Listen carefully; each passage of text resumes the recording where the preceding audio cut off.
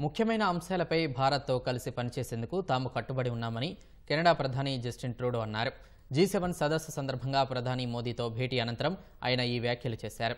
ఇరు దేశాలు కలిసి పనిచేయాల్సిన సున్నితమైన అంశాల వివరాల జోలికి తాను వెళ్లడం లేదని ట్రూడో వ్యాఖ్యానించారు. భవిష్యత్తులో చాలా ముఖ్యమైన పనులను తాము డీల్ చేస్తామని చెప్పారు. వచ్చే ఏడాది కెనడా అధ్యక్షతన G7 సమావేశం జరగనుంది. అయితే ఈ సమావేశానికి ప్రధాని మోదీని ఆహ్వానించే అవకాశం ఉందా అని ట్రూడోకు ఎదురైన ప్రశ్నకు ఆయన భిన్నంగా సమాధానమిచ్చారు. G7 సమావేశం కోసం కెనడా ప్రజలు ఆసక్తిగా ఎదురుచూస్తున్నారని, తమ దేశం అధ్యక్ష బాధ్యతలు చేపట్టిన తర్వాత సదస్సు గురించి మాట్లాడతానని పేర్కొన్నారు. G7 సదస్సులో ప్రధాని మోదీ తాను ట్రూడోతో కరచాలనం చేస్తున్న ఫోటోను సోషల్ మీడియాలో పోస్ట్ చేశారు. మరోవైపు కెనడా ప్రధాని కార్యాలయం కూడా దీనిపై స్పందించింది. ఇరు దేశాధినేతలు ద్వైపాక్షిక అంశాలపై సంక్షిప్తంగా చర్చించారని పేర్కొంది. గతేడాది కెనడాలోని బ్రిటిష్ కొలంబియాలోని సర్రే ప్రాంతంలో ఖలిస్తానీ ఉగ్రవాది నిజ్జర్ హత్య జరిగింది. దీని వెనుక భారత్ ఏజెంట్ల పాత్ర ఉందంటూ ట్రూడో చేసిన ఆరోపణలతో రెండు దేశాల మధ్య సంబంధాలు క్షీణించాయి.